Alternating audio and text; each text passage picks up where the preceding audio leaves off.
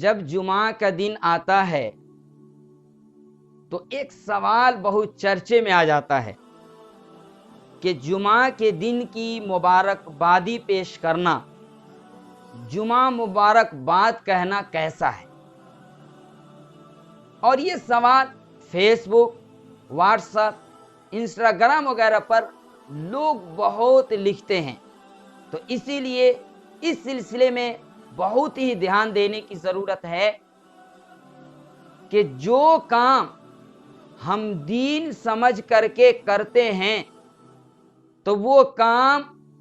اسی وقت صحیح ہوتا ہے جبکہ قرآن میں وہ ہو، اللہ نے اس کے کرنے کا حکم دیا ہو، یا نبی نے اس کے کرنے کا حکم دیا ہو یا کیا ہو، یا صحابہ نے کیا ہو،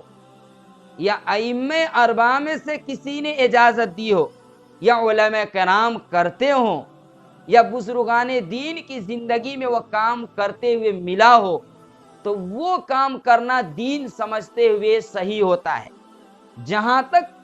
مبارکباد دینا جمعے کے بارے میں، قرآن میں کسی آیت میں نہیں ہے کہ جمعے کا مبارکباد دینا صحیح ہے، کہیں نہیں قرآن میں لکھا ہے، حدیث میں کہیں بھی نہیں ہے جمعہ مبارکباد دینے کے بارے میں۔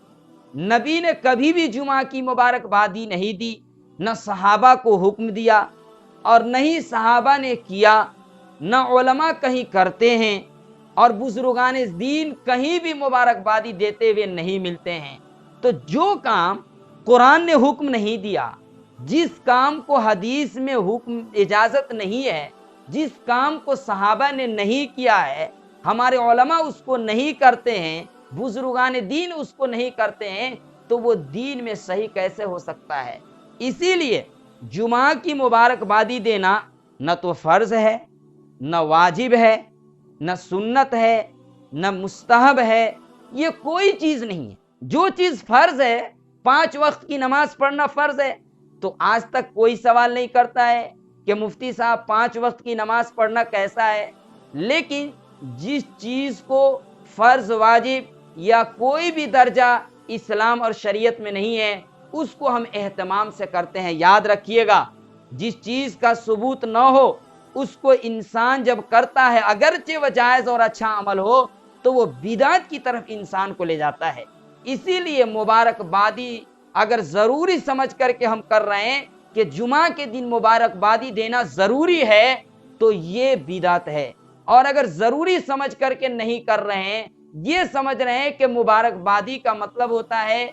جمعے کے مبارک ہونے کی دعا دینا، تو یہ سمجھ کر کے اگر کوئی کبھی کبھی میسج کر دیا، کبھی کبھی مبارکباد دے دیا، تو یہ جائز ہے، کر سکتے ہیں، البتہ اس سے بچنا ضروری ہے، اس لیے کہ جس کام کا ثبوت کہیں سے نہیں ہے، اس کام اگرچہ صحیح ہو، اس کی شروعات نہیں کرنی چاہیے، اس سے حد درجہ بچنے کی کوشش کرنی چاہیے۔ اللہ تعالی ہم سب کو سمجھنے کی توفیق دے۔